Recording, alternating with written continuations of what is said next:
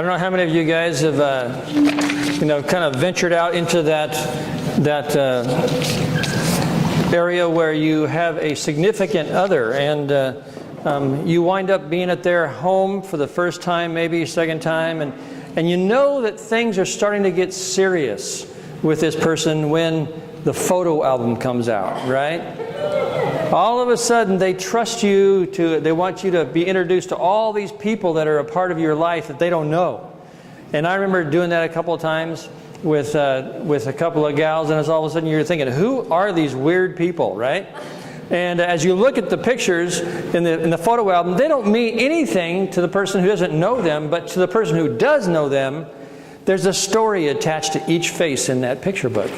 And if you take the time, you start to find out, oh, this is why this person is in the album in the first place. They're either a relative, they're a friend, they're a family member, whatever it is. There's a story behind that. Well, today we're going to look at the very last part of the letter of Colossians. Now, Paul normally did this. He normally ended his letters with thank yous and reminders and things like this to the people that were significant to him. And so there are actually 10 people I want to introduce you to today. These aren't necessarily real pictures of them. These are, some of them are pictures that are very early pictures, but we'll see they didn't have cameras in those days. So we'll get a general picture.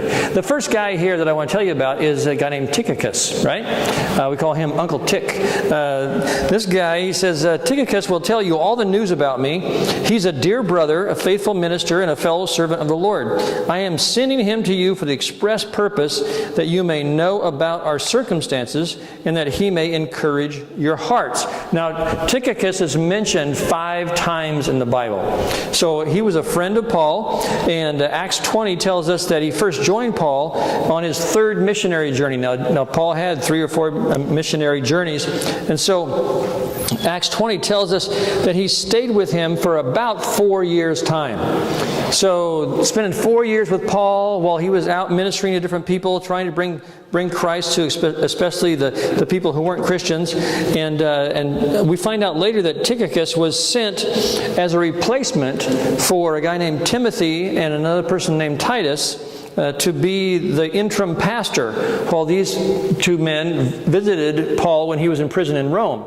And so Tychicus was a guy that was basically Paul's go-to guy for communication. Hey, I got a message to send. I want you to go over here, take this message to him over here. Also, he was the messenger who delivered the Colossians letter, the Ephesian letter, and the letter to Paul's friend Philemon.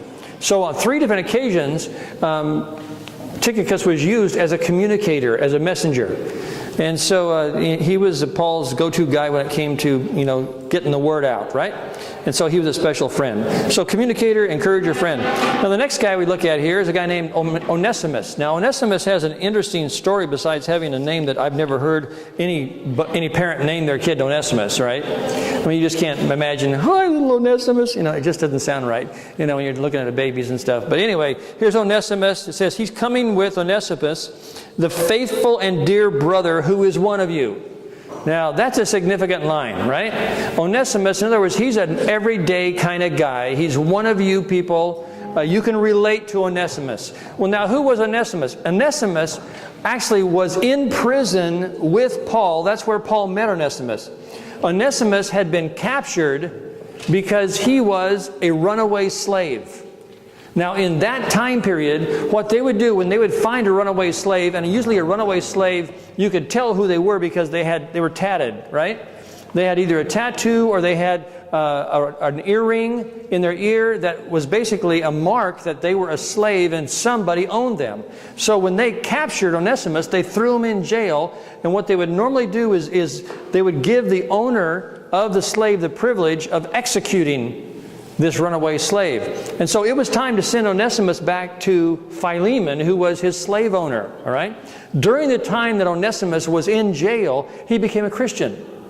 And so Paul says about Onesimus, he's one of you. They will tell you everything that is happening here. Now he calls Onesimus a faithful and dear brother.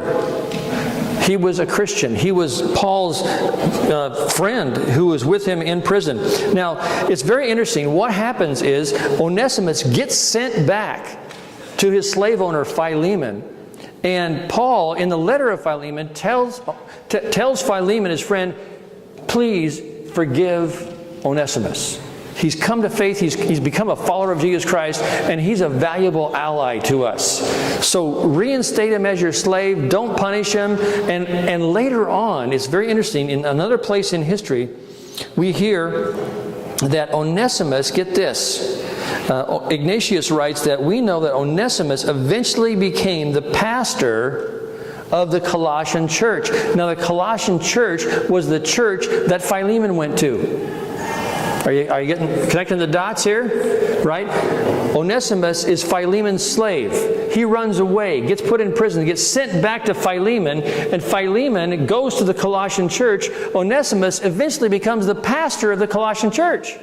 So 5-6 days a week, Onesimus is Philemon's slave, and on Sunday, he's his pastor, right? Little flip there, okay? I mean, it's so cool that here Philemon is able to accept and forgive this runaway slave, and then accept him as a spiritual guide, his spiritual leader. That's huge. So Onesimus really is an example, a wonderful picture of God's ability to use anyone. And I think it's probably good if you have a pastor that's got a little mileage on him. Been around the block. You know, I'm glad that I've been forgiven many times, probably too many times, for stupid stuff that I've done, things that I didn't deserve to be forgiven for. When you understand grace, it's easier to dispense it. And that's why I think that Paul uses the term, he's one of you guys. He's just like everybody else. He understands what it's like to mess up and to be forgiven, and then to be a dispenser of grace to a group of people. I mean, that's off the charts cool. So that's Onesimus. That's Paul's friend Onesimus. Now here's another guy named Aristarchus. Aristarchus, he says, my fellow prisoner Aristarchus sends you his greetings as well. Now from Acts 19 and Acts 20 and Acts 27, we learn that Aristarchus was originally from the town of Thessalonica and was with Paul during his ministry in Ephesus. Now, here's the background. Aristarchus was a brawler, right? Must have been, because he was seized in a riot in Ephesus, right? I mean, these people didn't like what Paul was bringing to the table, and all of a sudden, Aristarchus, I guess, he rolled up his sleeves and was going to defend Paul, and I don't know, not sure if he was actually arrested in the riot, okay? But what we do know is that because of that riot in Ephesus, Paul was thrown into jail. And then we hear about Aristarchus, who was involved in that fracas, right? And he becomes basically this. He says that he's a fellow prisoner. Records show that he wasn't in prison, but he chose to stay with Paul, who was in prison. Are you catching the drift? Aristarchus is a picture to us of someone who's willing to give up his personal freedom in order to minister to somebody else. Now, I don't know how many of you have elderly parents. Some people, they're able to say, you know what? I'm going to use my resources, my money. I'm going to take my time, my energy, that is mine, and I'm going to set that aside, and I'm going to use it instead to help somebody who can't help themselves. You know, you see that with a husband and wife. Sometimes one becomes very frail, and the other one has to stay home and take care of them. I mean, that's a reality. Our church council is now looking at a piece that is basically saying we are willing to be examples to our congregation. It's a covenant piece that I'm asking them to sign. And a part of that covenant piece is this. It says that we are willing, as leaders, to set aside our personal freedoms in order to be able to minister to the people in our congregation. Let me tell you what that looks like, okay? I gave one example to the council. I said, you know what, guys? We are trying to minister to guys that meet in this room right here on Saturday night, 400 plus every Saturday, who have addiction problems. Now, some of us, you know, have the freedom to be able to maybe have a glass of wine once in a while with dinner or something like that. To be able to say, you know what, I am going to take that personal freedom that I have to do that. I'm going to set it aside because that could become a stumbling block to my brother or sister who's struggling with that particular issue. Okay? Or you could say, you know, I'm going to choose not to watch any R-rated movies. Ever. Why? Because there are people with sexual addictions that are part of our fellowship. And I'm going to be an example to them that you can be strong, that you can set aside personal freedom in order to be able to minister to those who may be struggling with an issue.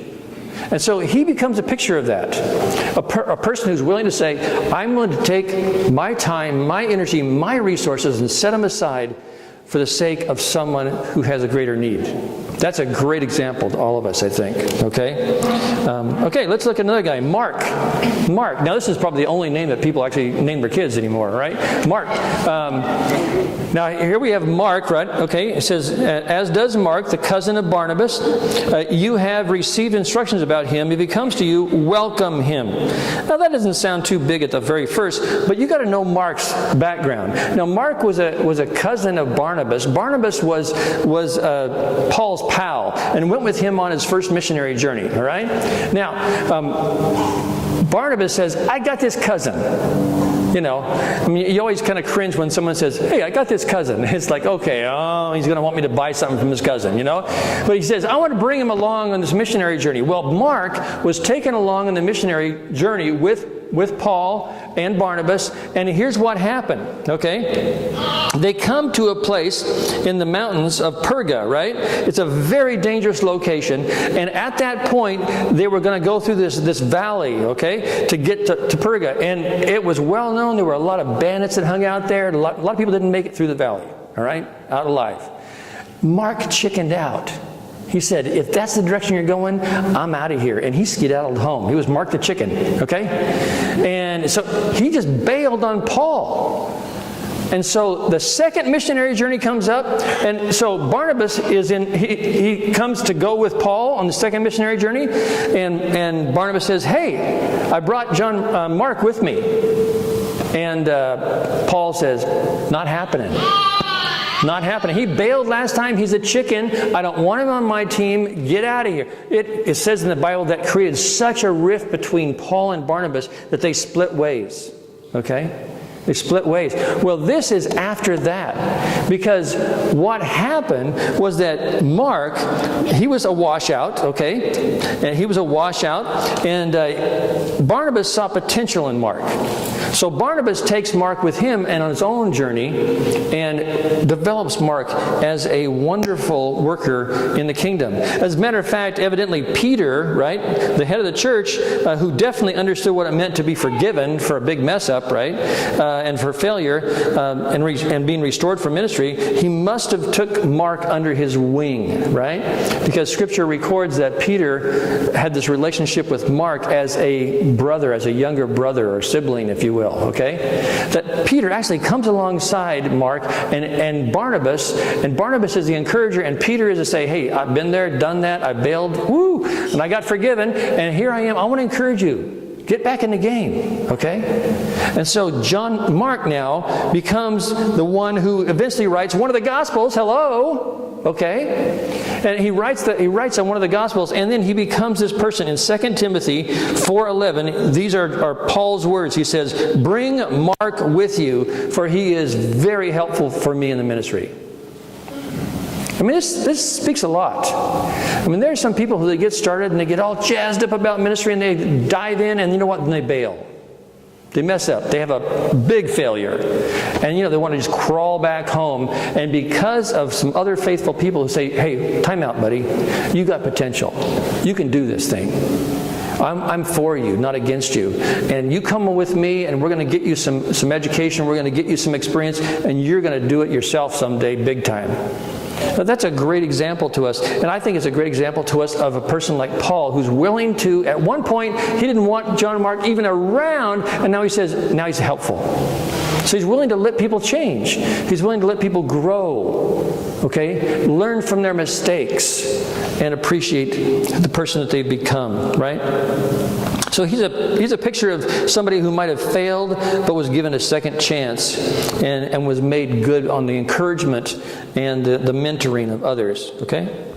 Now, the next person that he mentions is a guy named Jesus Justice. Now, I would never want to have the name Jesus. I mean, I grew up with a couple of kids, some Mexican-American friends of mine named Jesus, right? I thought, oh, dude, to have that name Jesus all the time, hey, Jesus, it just seemed wrong, especially when we're out on the field. Hey, Jesus, pass me the ball. It just was weird, But anyway, this guy, Jesus, who was called Justice, also sends greetings. They are the only Jews among my fellow workers for the kingdom of God, and they have proved a comfort to me. What this is saying is that he was a person, one of 3 individuals that was willing to help Paul in his ministry. Now, you got to get the picture. Paul was a Jew. Not just a Jew, he was a Pharisee, a leader of the Jews. And he decided he was willing to take the gospel to people who weren't Jewish. Okay? Now that was a big, huge no-no among a lot of the Jewish people. And so when Paul decided to do this, only 3 people were willing to support Paul, 3 of his own people, right? His own race, if you will, and religion, were willing to support him into taking the gospel to people who weren't of their own background. And so he became very helpful in Paul's mission. So, it gives us a picture of a person who's committed to being the source of comfort and soothing, because that's actually what that word comfort means. He's been a comfort to me. It's actually an English word that is paregoric, which actually means it's a medicine that helps to relieve pain and actually calms the nerves. And have you ever been around people that when they're there, your nerves aren't calm at all? I mean, they walk in the room and you go, oh, here it comes. You're just waiting for something bad to happen, right? And you're just thinking, oh, Lord, if I could go a whole day without seeing this person, it'd be great, But then there's the other side of the coin. You've got these people who are in your life and they say, oh, I'm so glad they're here. Right? Because they're a calming factor. They're soothing to you. You just think, oh, thank you, God, that they're here, because it just helps me to know they're present. Right? And that's the kind of people that we should probably aspire to be. Now, another guy, Epaphras. Epaphras, another name you're going to use for your kids, okay? Who is one of you and a servant of Jesus Christ, sends greetings. He is always wrestling in prayer for you, that you may stand firm in the will of God, mature and fully assured. I vouch for him that he is working hard for you and for those in Laodicea and Hierapolis. Note that what he was working hard at, what his job was to be a prayer warrior. Okay? He wrestled in prayer. Anybody here old enough to remember big-time wrestling besides me and Sterling? Okay? Big-time wrestling. Man, I love big-time wrestling, man. My brother and I used to big-time wrestle all the time. You get on the arm of the couch. Yeah! Poof, right? Just dust each other. My favorite guy was Haystack Calhoun. He was like this giant guy with what was it, bib overalls, and he would get on top of the turnbuckle and just squish guys. Okay? It was fun. Anyway, all right. Wrestling in prayer, though. But this guy, he said, you know what? I'm going to wrestle. I'm going to work hard. I'm going to sweat bullets to pray for these people. And look at his prayer. What was his prayer? That you would stand firm in the will of God, mature and fully assured. That's a great prayer for anybody.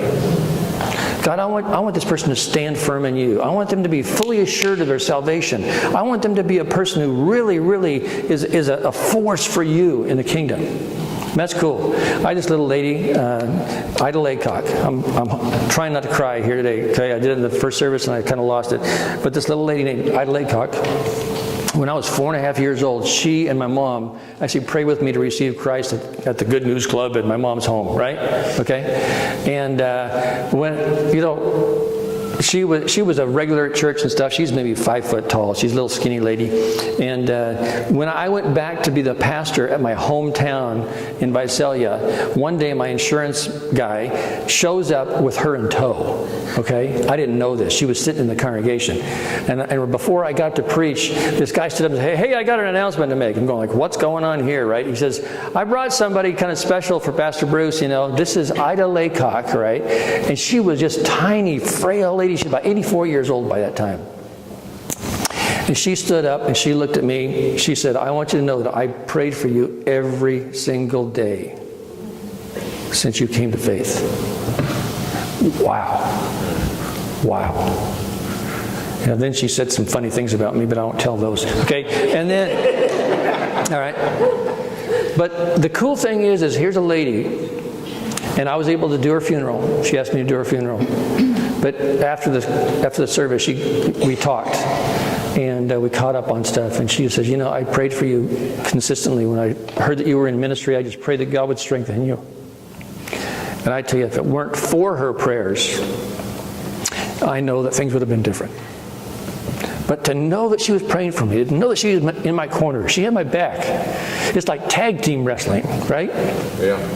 It was great. I mean, she was my partner, and I've got partners now too, and I really appreciate anybody who prays for me. It's great. But, to know that someone is praying for you, that's just off the charts huge. Don't ever assume that praying for somebody regularly is not hard work. It's a gift to pray for somebody. And if you're praying for somebody regularly, let them know you are. It gives you this inner strength that you otherwise wouldn't have. Okay?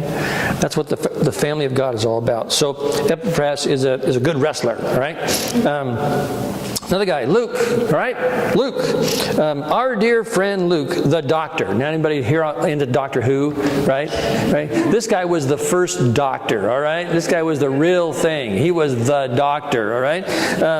So I'm kind of in Doctor Who, so that's just an aside there. All right, anyway, but Doctor Who, he sends greetings. Now who's Luke? Now you got to get the picture. He's a doctor. I mean, a literal doctor, okay? So here, Paul, he goes on 3 missionary journeys. He's shipwrecked at least 2 times that we know of, maybe more. He gets beat up. He gets imprisoned. And he has this eye disease that they assume that he had because of he was blinded on the road to Damascus when he saw this bright light and he met God for the first time. Okay? And it says, man, see what with big, letters I write this with my own hand. He was probably going blind. Wouldn't it be cool if you had all those issues that you would have a doctor in tow with you? How cool is that? I mean, every time Paul gets all beat up and, in a riot or whatever with Epaphras or whoever he was, they come back and they're all bloody and they say, oh, okay, come on in, Paul, let me fix you up, I mean, it's so cool that God was able to provide for Paul's physical need when he was in ministry, okay? I mean, it's a blessing to have people provide for your physical needs. And his specialty was medicine. Now, later on, he actually wrote one of the Gospels as well. And it's really cool because some of the things, the way that he wrote them were very technical, all right? And Luke is actually one of the Gospels that a lot of people use when they're talking to intellectuals, because it is very specific. And so Luke was used, and his talent, his abilities were used for the kingdom. Now, a lot of you people out there, you got special gifts, special abilities, special talents. Use them for God's kingdom. Use them for His work. Use them to help bring people to faith. Use them to help people who are in ministry and supporting them. You can do that, all right? So Luke is a picture of that for us, all right? Another person, Demas. Now, Demas, of all the 10 people that we're mentioning today, Demas was a guy that Paul here in Colossians, he says, Demas sends greetings. That's all he says. Now, who is Demas? Demas is a person that we know that spent about 2 years in ministry with the Apostle Paul. And then later on, we read here, it's very interesting, in 2 Timothy 4, verses 9 and 10, it tells us, do your best to come to me quickly, for Demas, because he loved this world, has deserted me and gone to Thessalonica. Some people get really jazzed about Jesus. And man, they dive in and it's like, yeah, this is great. I love being a Christian. I love, telling people about Jesus. And then all of a sudden, there's just stuff that starts to happen that kind of draws them away from the relationship with God. Pleasurable stuff, things of the world. And this is a warning to us. This is the last we hear of Demas. Okay? This is the last we hear of him. How sad to know that there are some people who started on the journey with Jesus and then they abandon their relationship with God because they just enjoy other stuff more than they enjoy Jesus. I had a little gal in my youth ministry in Visalia who came to faith through the witness of some other kid in our youth group. Got really jazzed about Jesus, was part of my discipleship group, and then she just didn't start showing up. It's like, well, what happened to, call her Susie. It's like, where's she at? And one of the kids, after about 3 weeks of her being gone, we couldn't track her down. She wouldn't, that was way before cell phones and texting, okay? And so we actually went out to try and find her, right? Because one of the kids at school saw her and asked, what's up with this? Not going to church anymore. You're really turned on. And she said, you know what? I'm renouncing Christ as my Savior. I decided I don't want to be a follower of Jesus anymore. I'm just having too much fun. And it's stuff that, wouldn't be good for Christians. And I like this more than I like Jesus.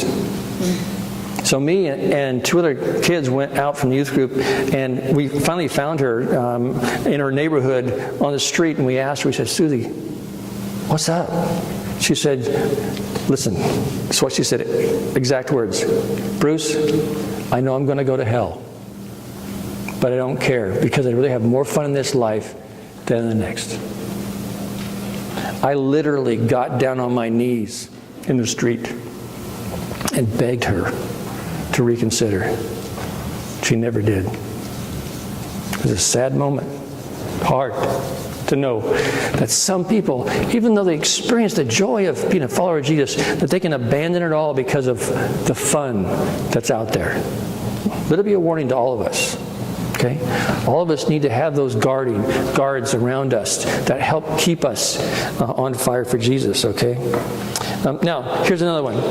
Nympha. Nympha says, give my greetings to the brothers at Laodicea and to Nympha and the church in her house. That's all we ever hear about her. That's all we know. She was a lady who was willing to open her house for church. That's a ministry. That's a gift, okay? It's just super cool. Most of our small groups, in homes, right? That's what it's about. I mean, just having your home available. What this is a picture for us as to our stuff could be used for God. Okay? I mean, I know people that they let people use their stuff, right? And for some people it's hard. Yeah, you can use this, but you can't use that. I mean, that's special. That's mine, okay? But no, hey, it's God's. Anything that we possess is given to us because God allows us to have it. And so everything should be held with an open hand. And if someone has a need that's greater, hey, you can use it. I've known people that, wow, I was a youth pastor in Reedley, and we had more than we had imagined to want to go on this mission trip to Mexico. This couple came to me and said, you need a van? We just bought it last week, and you can take it down. And I said, no, wait a second. I'm going to Mexico. All right? And where we're going, there are no roads. It's dirt. They said, hey, it's not ours, it's God's. They gave me the keys to a brand new, it had less than 100 miles on it, folks. And we packed that thing full. And I tell you, I wish I had a picture. Because there was one day, we were in this little ejido, this little village that was outside, Tijuana City area, and it was a farming district, all right? And to go pick up people around, what we had to do, we took this van on dirt roads, on canals and all this kind of stuff, and we went to people's homes that were dotted, like for about 10 miles around the whole place. And at one point, I think I counted 23 people in and on the van, okay? As we picked them up, because there was like this, guardrail around the edge, and people were actually sitting on top of the van and holding on to the ladder on the back and everything, It was just like crazy weird. And I just thought, don't tell them. Just don't tell them, right? And they said, hey, that's cool. We came back, we washed it, polished it, the whole 9 yards. But man, for them to give that to us, that shows that their heart, they knew that wasn't theirs. It was a gift from God. And they let other people use their stuff. That's huge. That's a great, great example to us, right? Okay, Archippus, we'll call him Chip, all right, for short. Archippus, he says, tell Archippus, see to it that you complete the work you've received in the Lord. What we know about him is just this. He must have started a ministry. He must have just gotten going on something, and he run into, I don't know if he ran into a buzzsaw or if he ran into a difficult spot or bump in the road. And you know what? There are many of us that we start and it's like, wow, this is going to be great. You can start things all day long, but to finish them is the hardest thing, right? I mean, Janice and I have been married 40 years. Don't tell me there haven't been bumps in the road. Janice can tell you about some huge bumps we've had, right? You got to keep going. You just got to keep on going. And the way that you do that is through the encouragement of other people. And Paul, I guess he got, a little bit of Barnabas rubbed off on Paul. And he said, keep going, man. Just keep going. You can do this thing. You know that the national average right now for pastors to be in one church is 2.5 years. 2.5 years. They look at it like this. They say the first 2 years is kind of like the honeymoon period. You can't do anything wrong, And then people kind of get messed up with you because you forgot an appointment. You didn't call, on their birthday or whatever it happens, right? And then people get a little disgruntled. Well, years 3 through 4, they call them the whitewater rapid period, okay? It's like you're hitting all kinds of bumps and everything else. And then if you make it to year 6, they say you might have some smooth sailing, all right? So it takes that long to kind of get your groove. Larry's been here 35 years, folks. 35 years. All right? Okay? You haven't had any bumps at all, right? No, yeah, right. Okay? It's hard to keep going, And to have someone in your corner that says, hey, don't give up. Keep going. You can do this thing. That's really important, to have somebody who says, complete the work. Don't leave it undone, right? Of course, the Bible says don't start a ministry until you count the cost. I think that's a part that those two have to go together, all right?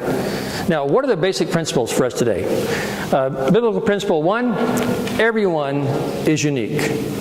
Every one of you guys has, besides having different names, different backgrounds, come from different, maybe countries, right? Okay? We are all different. We're all unique. And what we have to realize is that everybody brings something different to the table. But the second thing, right, that's also in number 1, okay, this happened by accident, but I think it's cool, is that, it should be number 2, but they're both equally important, is what it's saying there, is that everyone should be appreciated.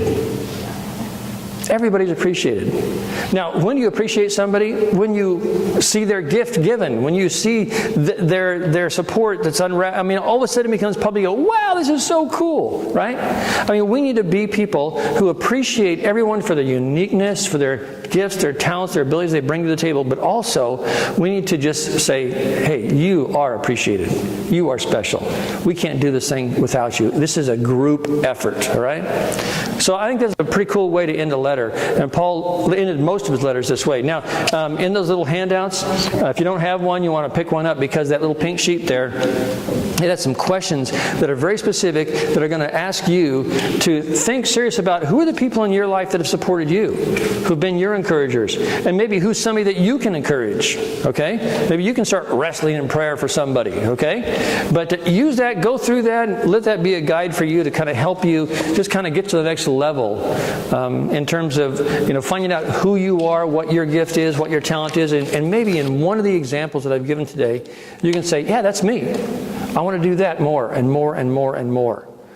So God bless you guys. It's been a great study, book of Colossians, and we'll get on to a new one next week, but I'm glad that we've learned so much together. So let's pray.